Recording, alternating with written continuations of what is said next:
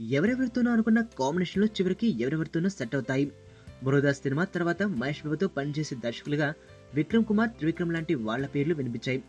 మరోవైపు కొరటాల శివ, జనతా తర్వాత చేసే సినిమాల హీరోలంటూ రామ్ చరణ్ తో పాటు మరికొందరి గురించి చర్చ నడిచింది. కానీ ఆశ్చర్యంగా శ్రీమంతుడు కాంబినేషన్ మళ్లీ తెర మీదకి వచ్చింది. మహేష్, కొరటాల కలిసి మరో సినిమా చేయడం దాదాపుగా ఖాయమైపోయింది. ఆల్రెడీ కొరటాల డేట్స్ సంపాదించిన డివివి దానయ్య ఈ చిత్రాన్ని నిర్మిస్తారని సమాచారం.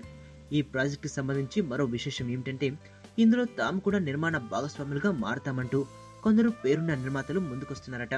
అందులో దిల్ రాజు కూడా ఉన్నట్లు సమాచారం. రాజు ఇంతకుముందు మహేష్ తో సీతమ్మ వాకిట్లో సిరిమల్ల చెట్టు నిర్మించాడు. అయితే మళ్లీ మహేష్ తో సినిమా కోసం ట్రై చేశాడు, కానీ కుదరలేదు.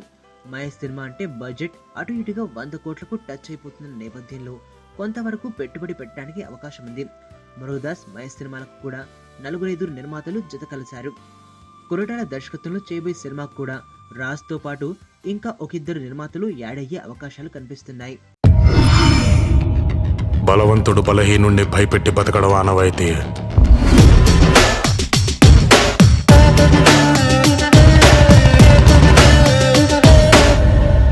బట్ ఫర్ అ చేంజ్, ఆ బలహీనుడి పక్కన కూడా ఒక బలం ఉంది.